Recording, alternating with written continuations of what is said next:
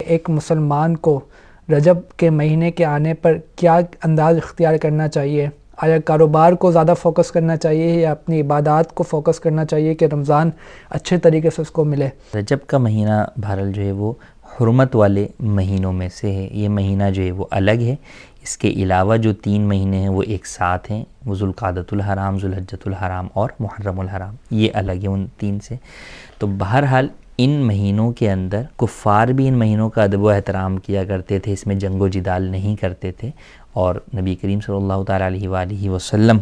اور صحابہ کرام تو ان مہینوں کا خصوصی طور پر جو ہے وہ خیال کرتے تھے، اور ان کے اندر زیادہ سے زیادہ عبادت کیا کرتے تھے، روزے رکھا کرتے تھے، بلکہ روزے رکھنے کے فضائل جو ہے وہ ان مہینوں کے اندر کثیر جو ہے وہ وارد ہوئے۔ چنانچہ ایک حدیث پاک ہے، نبی کریم صلی اللہ علیہ وسلم نے فرمایا کہ رجب کے پہلے دن کا روزہ 3 سال کا کفارہ، دوسرے دن کا روزہ 2 سال کا، اور تیسرے دن کا روزہ 1 سال کا کفارہ ہے، اور پھر اس کے بعد ہر دن کا روزہ 1 ماہ کا کفارہ ہے۔ تو ہمیں چاہیے کہ ان مہینوں کی قدر کریں، ان مہینوں کو زیادہ سے زیادہ عبادت میں گزاریں، اور آگے جو ہے وہ جو مہینے مزید آ رہے ہیں، ماہ شعبان اور رمضان، ان مہینوں کی عبادت کے لیے ابھی سے اپنے آپ کو تیار کریں۔ ان مہینوں سے متعلق جو علم دین حاصل کرنا ہے اسے آج سے سیکھنا شروع کریں،